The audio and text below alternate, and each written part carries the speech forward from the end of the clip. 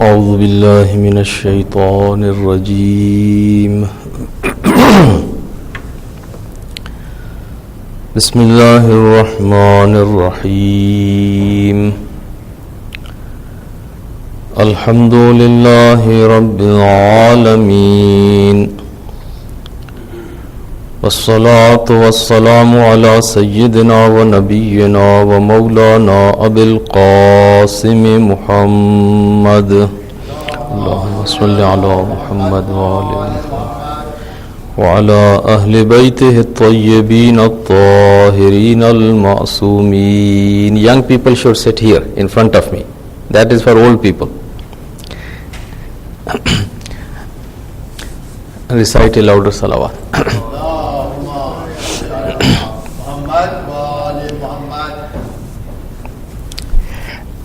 By the way, we cannot lean toward that because this is not for the reclining. It's very light. But those who cannot sit on the floor, they should feel comfortable in sitting on the chairs. Recite a salawat.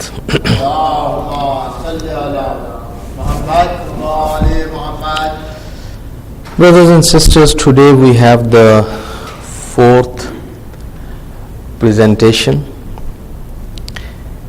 Although I spoke yesterday about dua, and I thought that we had enough discussion about dua, but there were some special requests that I should add a little bit more on the subject.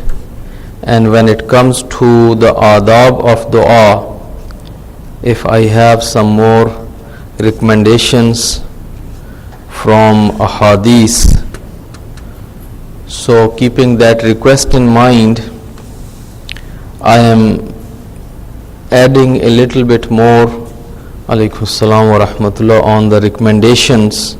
These recommendations are given by the Prophet and A'imma alayhimu salatu wassalam, that when we make dua, then we should remember these adab of dua. Number one thing which is mentioned in the books of akhlaq, the books of irfan, and as adab of dua, they say that when you call for dua, then you must have that strong faith in your heart and in your mind that what you are going to ask from Allah subhanahu wa ta'ala, Allah will inshallah grant you that, and Allah will give you that. And have that strong hope in the grace of Allah and in the generosity of Allah. If you have a hope and then you try, then you are successful.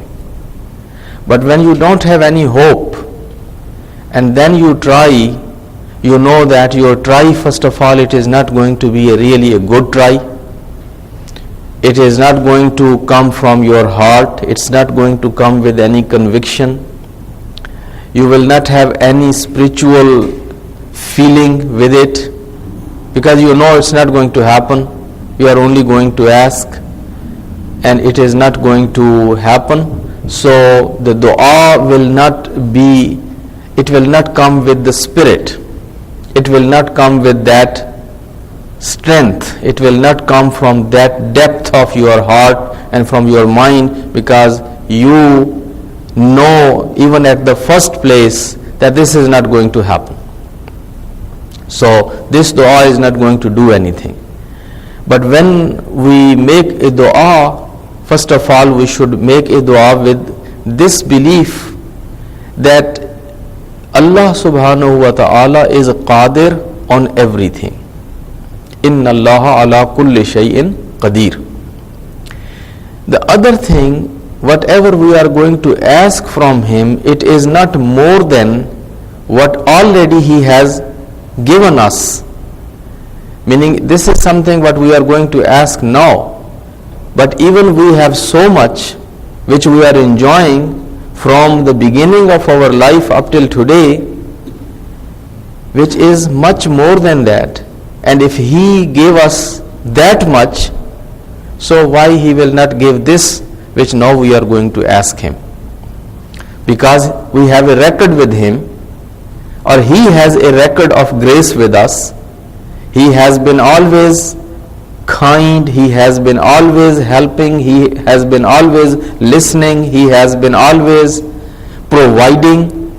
So then we should have the hope that inshallah He will, alaykum assalam wa rahmatullah, He will continue showing His grace and giving us what we are going to ask Him. So the point here is, hadith is from Imam Sadiq alayhi salatu wasalam, and it is in Usul Kafi, where he stresses that when someone goes and makes dua, he should make dua with heart full of hope, full of faith, and full of this confidence that Allah subhanahu wa ta'ala is all listening, all knowing. He is kind. He Himself has asked me to ask. I am making this dua because He asked me to make dua. And Allah is not mean, Allah is Kareem, Allah is noble, Allah is all giving. And Allah is able to do what I am asking Him to do. Later on we will discuss here that if we have on our heart or mind that, oh, I have been asking this from so long and He didn't give me, or I have asked Him this and this and this and this and He didn't give me, so how can I have that much hope and that much faith in my heart that here I am going to ask and here He will give me? So the Imam alayhi salatu wasalam has explained that this is not something new. You don't do the same with your children. Many times your children come to you with so many requests that they want to do this and they want to do this and they want to buy this and they want to sell this and they want to do so many things in their life. You love them, you always help them with many things, but this particular thing you know with your experience that this is not in the best interest of your child. Your child is not mature enough to understand that this is not in his or her best interest. The child is dying for it and child is crying for it and feels that absolutely this is right for him to have it because everybody else has it, and he will make good use of it and has so much argument. But you as a father, you as a mother, you know that this is not in his best interest and you simply say no. You don't give. So when you don't give, it doesn't mean that you are not kind or you don't want to help your child. You want to help your child, you have been always helping your child, but this particular request, you don't listen to it. So it happens many times with us in our own personal life. At least we remember certain things, if not many, or if not every, that we have been asking from Allah subhanahu wa ta'ala desperately so many things in our life and He didn't give us. And then we were terrified and we were disappointed and we were down and we were kind of very much disappointed that why Allah didn't give me this. Years later, sometime decades later, we discovered that thank God that Allah didn't give me that. But I was so much desperate for having it at one time. At least I remember so many things in my life. I have heard those things from so many other people, from their own personal experiences. I gave the example last time in one of my majalis. It was a very strange kind of story, but a real story. Normally, people when they are young and they go with proposals, particularly when they are in their late teens or early 20s, the age is such that they are very quick to choose and very quick to select and very quick to come to this opinion that this is it, and it can't be anything else. And they are so certain about their selection or so certain about their decision, and they are very strong and very opinionated. So somebody selected someone and went with proposal and proposed someone for the marriage.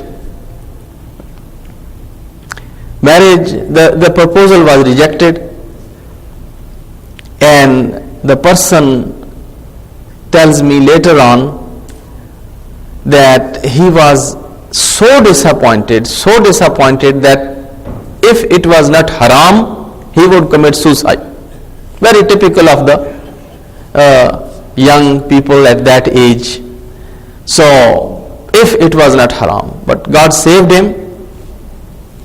Some time passed, he goes somewhere else, proposes, gets married, has his family, finally he goes, I think he was at that time very junior student at the Hausa. Then he goes to the Qom, and when he goes to the Qom, he becomes a friend of someone, and he discovers that his friend is having some crisis in his family. And he wants to know a little bit more about that, and then later on he finds out that my friend, who is a very good student at the Hausa, his wife is not in the favor of his continuing studies at the Hausa of Qom, and she tells that I don't like this turban, and I don't like this abba, and I don't like this kaba, and I don't like this lifestyle, so you quit here, we should go back and you find some other job. So he now wants to offer help to this friend, who is, first of all, maybe they are casual friends, they don't have relations at that level where they knew the family, they were not visiting each other. So now he offers some help. He says, let me come to your home and talk to Bhabhi, and I can sit with your wife and I can explain to her that how intelligent student you are, how smart you are, how good you are, and finally maybe we can negotiate with her and she agrees that you can continue your studies. So he says, we set the appointment, I went to see the family, and when I saw the lady and when I was there, I discovered that this is exactly the same lady that I was dying for at one point to marry her. And I went with proposal, and my proposal got rejected.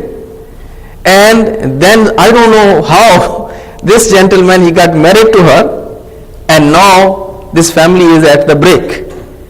And he thinks that I literally went and I prayed so many nawafil of shukrana that, oh God, thank God that God saved me and my proposal was not accepted. This is just one of the examples.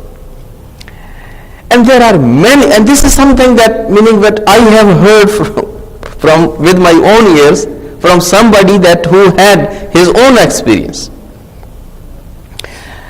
When we were looking for buildings for Baitul Ilm, sometime I show my family when we are driving through or when we are in different parts of Chicago, I show them, or with some of my friends if they are with me, that at one point we looked at this building also to buy for Baitul Ilm. At one point when we were looking, we looked at this property also to buy for Baitul Ilm. So in so many towns, in so many places, we had so many properties and so many buildings in mind. We went with so many du'as and prayers and all this what is written in the books, read this tasbih and read this tasbih and do this zikr and do this wird and make this nazar and make this mannat. We did everything. And then finally what happens? We don't get the building. We don't get the property. Our offer gets turned down. And I cannot understand. God, we are all running for you. We are buying your house, masjid, a center to serve you. And we did everything and nothing is coming through. This is our personal experience. And then we find a property here in the Streamwood, 485 South Bartlett Road. This property comes on the sale, and we put the offer and we buy it. And when you compare this property with all those properties and buildings which we had in mind and we were dying for, there is no comparison. No comparison. Those were so many, you cannot even compare those properties or those buildings with this building and this property which finally we ended up buying. Now we understand that why Allah subhanahu wa ta'ala was not listening to our du'as, why He was not helping us to buy those properties or those pieces of lands or those things. So everybody has those kind of experiences, my brothers and sisters, if we just look back. So we shouldn't kind of like feel that because this dua is not being answered, because I'm not getting this one from Allah subhanahu wa ta'ala, so it means Allah doesn't listen. There is no hope, there is no fayda, that why should I really do all that? No, if we don't get that, we know there is a reason. There is a maslahat. Either I don't deserve, or this is not something good for me. Allah subhanahu wa ta'ala has something else for me in them, and He will give me. So we shouldn't lose hope. We should always keep hope, and our heart should be full of hope when we make dua from Allah subhanahu wa ta'ala. Imam says, إِذَا دَعَوْتَ فَظُنَّ حَاجَتَكْ بِالْبَابِ. When you make dua, you should have that much hope in Allah that you think that what I'm asking, it is already on the door. It's already there. So with that strength and with that hope, you should make dua and think that إِذَا دَعَوْتَ فَظُنَّ حَاجَتَكَ بِالْبَابِ. Recite a salawat.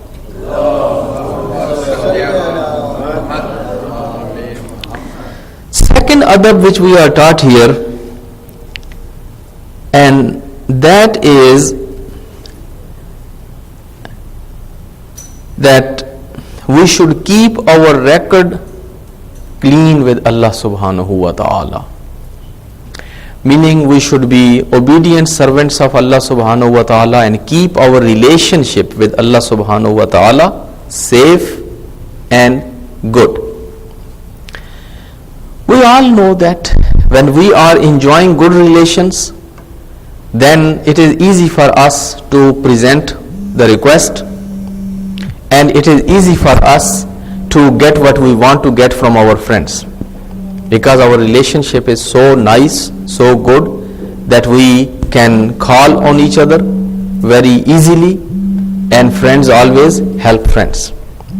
But when we have cut down the relationships and we have offended our friend and we have disappointed our friends, then it becomes difficult to go with the request. First of all, you don't feel, you yourself, you are embarrassed.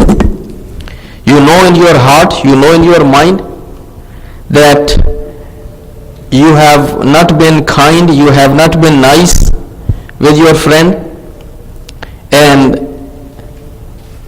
when you go with the request, so even your own body language explains that you cannot talk eye to eye. You are putting the request, but you know you have been doing all those things which were offending your friend, and now you are there with a very big request. How can you make that big request from someone that you have not even paid any care to? But when you know that you have been very loyal friend, you had been very kind friend, you have been always in touch, you always took care of this friendship and your responsibilities, You have been doing all what you are supposed to do. Now, if anything happens, you even don't think second time. You just stand up and you go to your friend, because you are enjoying a very good friendship. You know you have been very good friend, and friends always help each other. So you are going to call right away. You will not even think twice. You will just call, or you will write, or you will go, because you know that there is nothing in between of you. You are enjoying very cordial and very good relations. So you can. The reason why Anbiya alayhimu salatu wasalam and Awliya and A'imma alayhimu salatu wasalam would have that strong faith, anything would happen, nothing would scare them. Nothing would make them disappointed, because they had access on the strongest power in the world. They knew that anything is going to happen, I will call my God. I will complain to my God. My God will come to help me.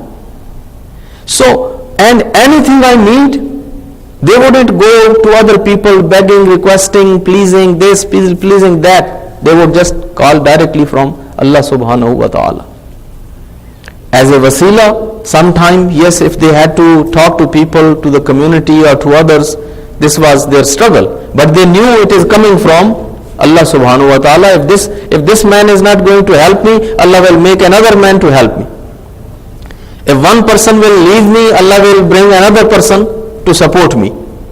They had that strong faith in Allah subhanahu wa ta'ala, because they were enjoying that good relation with Allah subhanahu wa ta'ala. So, brothers and sisters, problem here is that we don't enjoy that kind of cordial and good relation with our Lord. Day and night we are only pleasing ourselves instead of pleasing our Lord. Our agenda is not that I am created to please my Lord. It is I am here to please myself.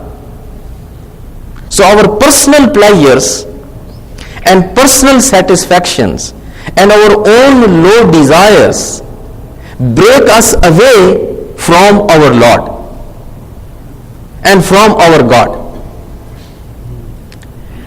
It is just simple example. Again, sometimes examples are not perfect examples. They are only to give some idea.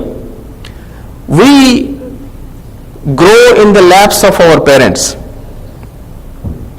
Our parents are the most important people in our life. They give every sacrifice to help us, to raise us, and give us everything what we need. They go through every stress, through every pain, through every problem to help us and make life easier for us. And when we grow and we become mature and we get married and somebody else, a new comes in our life, so what happens? The first thing, what happens with most of the people, that the relationship with the parents doesn't remain at the same level. It gets now compromised and it becomes the kind of secondary priority. The first priority goes with the spouse.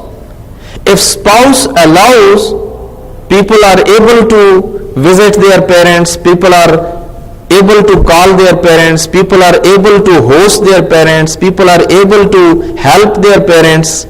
But if spouse allows, if spouse creates the fuss and the problem, then what happens? That people start kind of avoiding their own parents. Their own parents that who have done everything for them. Now the father and mother are not the priority. The priority is this wife or this husband. Later on, as we see, when the children are born, and when you have the children, so sometime now the husband and wife, even they are not that good for each other as they were used to be at one point. So their first priority are their children. So the mom is there and the wife is there, and she has the husband and she has the son, and which if she has to now go and help someone, so naturally she is going to help the son, and she will, the husband is somebody's son, so he is okay, he will be taken care of, and the mother will now be more inclined toward the children. That's how the problems start in the 40s and 50s, and people start complaining, and you see that people are going for divorces after living together for 10 years and 15 years and 20 years, because they are not being able to manage this relationship, and they don't know that they have responsibilities for the husband, they have responsibilities for the children. They cannot please one at the cost of the other. Both are important. And in many cases, in my advice, your husband is more important than your children. Because if he is with you, and if he is pleased, and if he is happy, then you can help your children much better. But if you put him at the war, and if you both are fighting with each other, then you alone even cannot take care of your children. If there is a fight at home, and if he is not happy, or if she is not happy, then you alone cannot take care of your children. So keeping the husband or wife is the first priority. And if you keep him or her happy, then together you can take care of your children. But in Desi families, that is the most difficult thing to understand. Recite a salawat.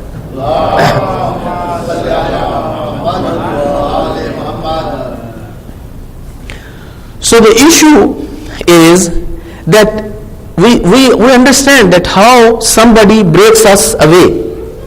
As we were taken away from our parents, and sometimes from our own spouse, and sometimes even from our own children, our jobs and our desires and our name and fame, when people get that taste of being somebody very important like politicians or big businessmen, then even they get drifted away from their family and children and everything, and people, now everything to them is their profession, their professional what you call accomplishment, their name and their career breaks them away from their children and from their family and from everything. And they will tell you simply that they are all doing this for the children. That is the Zulm Azim, that everything they are doing for the children, and they are away from the family and from the children. So the point here is, we forget that we were created to please our Creator, and other things are all in order to please our Creator. Nobody is saying that don't please people, or don't please your boss, or don't please your husband, or don't please your wife, or don't please your friends. Nobody is saying that. But the point is, we are pleasing all these people to please Allah subhanahu wa ta'ala. That's the point. These are means. The end is Allah. We are pleasing even our parents because Allah subhanahu wa ta'ala has asked us to be obedient to them and to be kind with them. And at one point, if there is, my parents and my God are at odds, and if they are at war, so I need to be very clear that I am going to be with my parents or I am going to be with my God. That is the benefit of being clear on this. If we are not clear on this, and if we just have wishy-washy kind of thinking, then we will be in crisis. But if we know that helping parents, being obedient to parents, is actually because God has asked me to do that. So my brothers and sisters, what happens? We start living for ourselves while we were supposed to live for Him. Quran says, Inna mahyaya wa mamati. Allah subhanahu wa ta'ala is saying to his prophet that you tell these people that inna mahyaya wa mamati lillahi rabbil alameen, that my life and my death both are for Allah Rabbul Alameen. My life is not for myself. My life is again not my life. It is a gift given to me. It is a trust given to me. It is not my own property. And again it is given for a purpose. So in mahyaya wa mamati lillahi rabbil alameen, my life and my death both are for Allah Rabbul Alameen. In other words, as you are saying in Urdu, कि मेरा जीना मरना अल्लाह के लिए है, अपने लिए नहीं. How many of us we can say that that is the case with us? That my Jeena and मरना, my life and death are for Allah. Our Jeena and मरना, our life and death is for ourselves. And many times it is not even for ourselves. It is to please others. It is to just show off, to fit in, and to go and do things to kind of like get favorable opinion of others, and to get some popularity, to get some name, to get some fame, to get one piece of trophy, to get some little medal, and those kind of little pieces of appreciation, and obeying Allah subhanahu wa ta'ala, living for Allah, dying for Allah. That is something, oh, I cannot do it. That is, just forget about it. But living for people, dying for people, everybody is doing it on daily basis. So my brothers and sisters, what happens, the point was that we forget who we are, from where we came, where we are heading, why we are here. These are the basic questions, my brothers and sisters. These are the basic things. If we forget these, we lose the direction. When you are driving, they say that you should know that you are driving west or east or north or south. So you need to know the direction, that where you are heading, what is your direction, where you are going. You need to know your destiny, that I am going downtown or I am going to Rockford, I am going to my home or I am going to my office. You need to know that. And you need to know that this route which you have taken is taking you there. And you have to be attentive when you are driving. Don't get lost by just looking on tall buildings on right and left. You need to, and meaning you have to be very mindful. So life is a journey. Life is a journey, my brothers and sisters. Every second is a step. Every minute is a step. Every hour and every day is a step.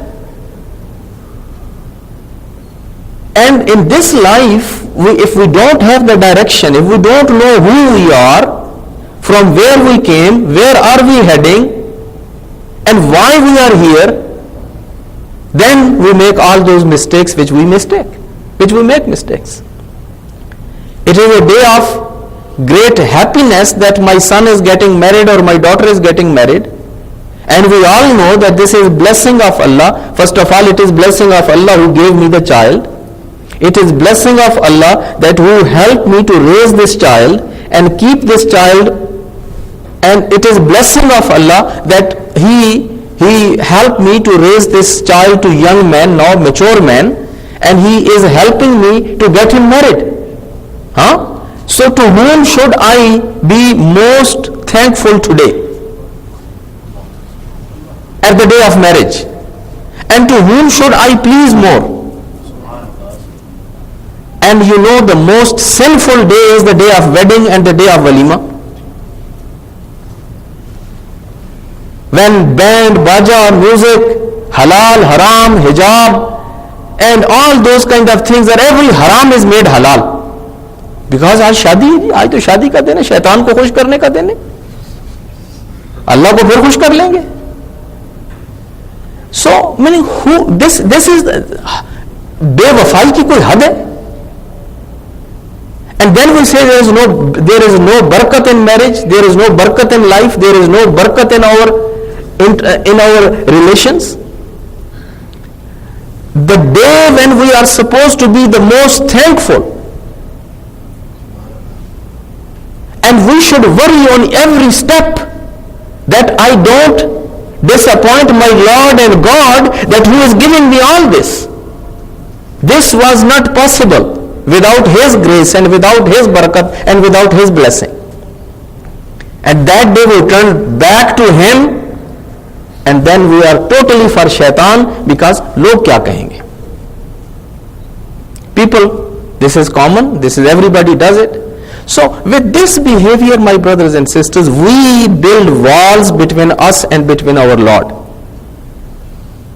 That is why we don't feel very strong turning back to Him, because we know we are not enjoying that cordial relationship with Him.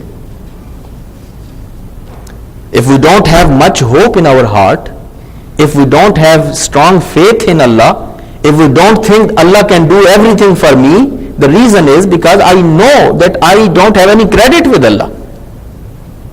Why Allah is going to do this all for me? What I am doing for Allah? But if I know that I am living for Allah and I am dying for Allah and I am doing everything for Allah and I have nothing for myself, then I have a faith in Allah and I will say everything will be done inshallah by Allah subhanahu wa ta'ala.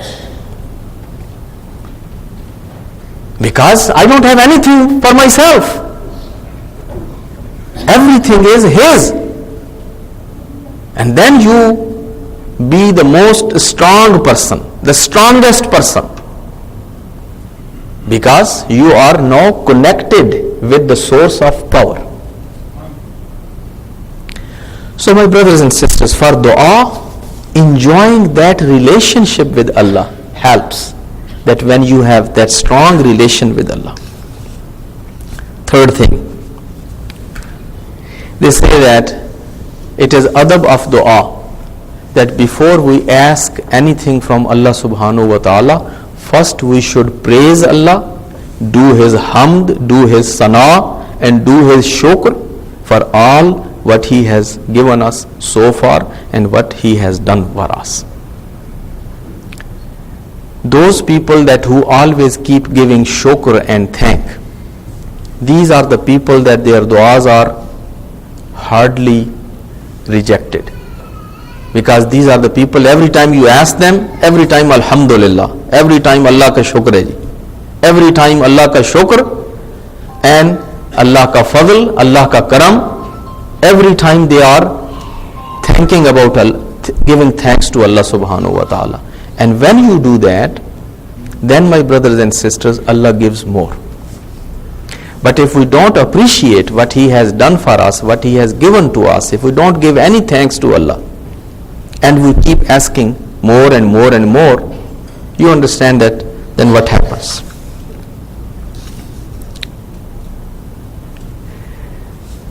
Amir al-Mu'mineen Ali ibn Abi Talib alayhi salatu wassalam,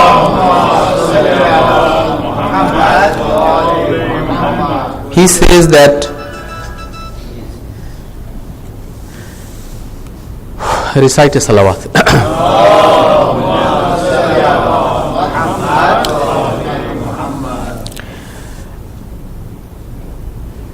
He says that one way that if you want to make sure that your dua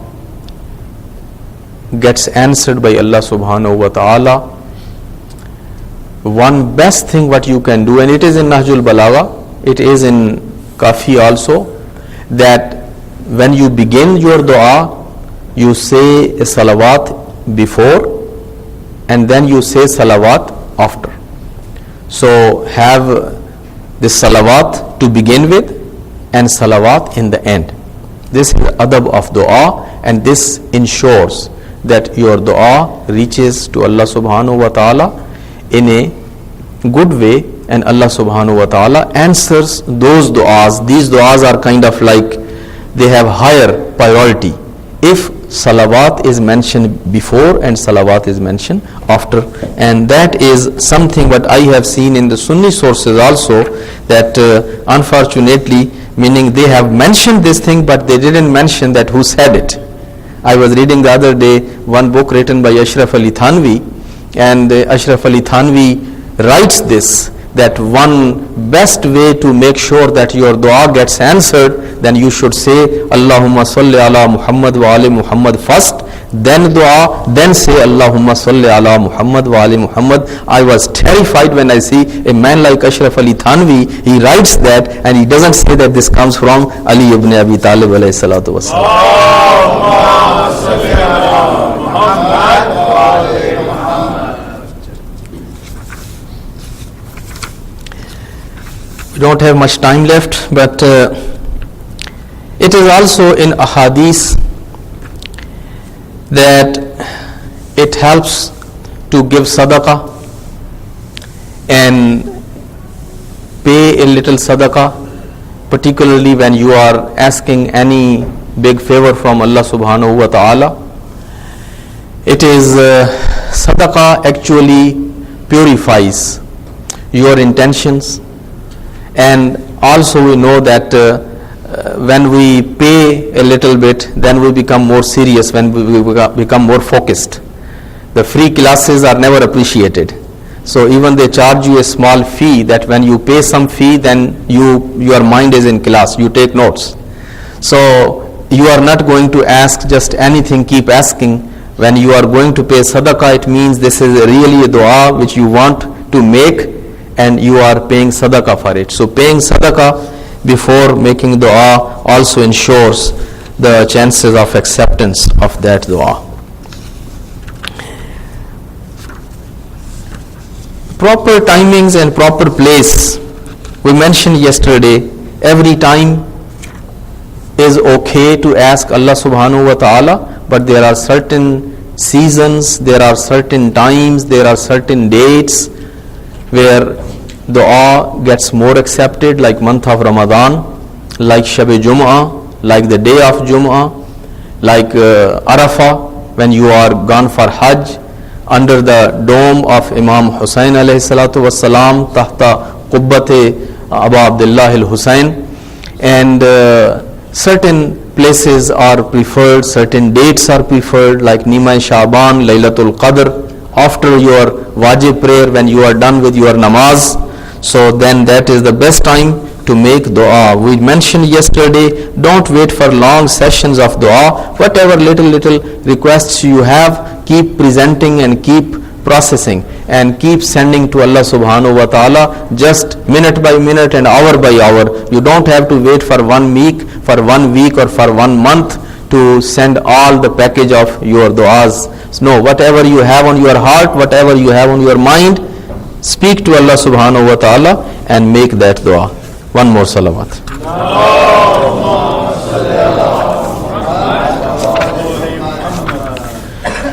With that, my brothers and sisters, I will end this presentation. I hope it gives some motivation to ourselves to do little better. And the key factor here is that our relation with our Lord, our connection with our Lord, our being clear that we are His servants and we have to please Him first and then others. That is a key factor. If we can just learn this and if we can live with this, all the problems will be solved. Every problem will be solved. But if we get back with Him and if we get connected with Him and if we make this lifestyle that He is number one, He is our first priority. Whatever we are going to do in our life, we will check first whether it will please Him or it will displease Him. Whether He allows it or He doesn't allow it. If we just make this one commitment in our life, my brothers and sisters, all the problems, these things which we ask from Allah, these are like peanuts. These are so small things. Ulama in Irfan, they say if you are going to ask from Allah subhanahu wa ta'ala, then ask himself. Allah se Allah mango. You ask Allah himself, कि अल्लाह आपका हो जाए. जब अल्लाह आपका हो गया तो सारी कायनात आपकी हो गई. ये छोटी छोटी चीजें जो है, मुझे ये दे दे, मुझे वो दे दे, these are so small things. So we should ask that, as Amir al-Mu'mineen was used to say that, oh my Lord, the greatest pride for me is that I am your servant, and the greatest honor for me is that you are my Lord. My greatest honor is that you are my Lord, and the greatest privilege is that I am your servant. Allahumma anta kama uhibbu faj'alni kama tuhibbu. My Lord, you are exactly as I want you, and make me also exactly as you want me. That should be it.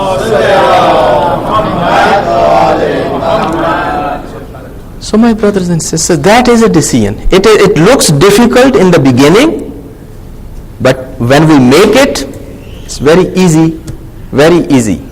You are then the lightest person. कोई दिल पे दिमाग बोझ नहीं है, कोई दिमाग पे बोझ नहीं है, कोई बोझ नहीं है, कोई बार नहीं. And you are enjoying your life.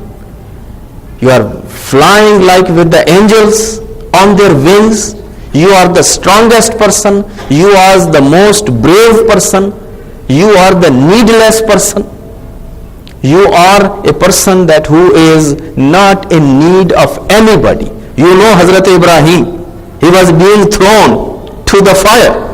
This is the friendship. These are the relations. Hazrat Ibrahim is being thrown in that fire, and Jibreel comes and he says, Ibrahim, I see you are in a very difficult situation. Do you need help? Do you need help? Ibrahim says, I need help, but not from you. I need only from Rabbi Jaleel, not from Jibreel. हम तो हर अरे खैरे नथु खैरे को उस वक्त शुरू हो जाते हैं उसके पैरों से चिपकने के लिए. लेकिन Ibrahim Khalil, he says, no, I need help, but from Rabbi Jaleel, not from Jibreel. So my brothers and sisters, those are the challenges which we have to take. This is the month of Ramadan. This is the month of spirit. This is the month of that spiritual journey and spiritual experience, that we break those chains of slavery and we fly as free men, and we connect back with our source, with the source of every power and every resource. And if we can do that, my brothers and sisters, then we don't have to worry about these little things. Recite a louder salawat.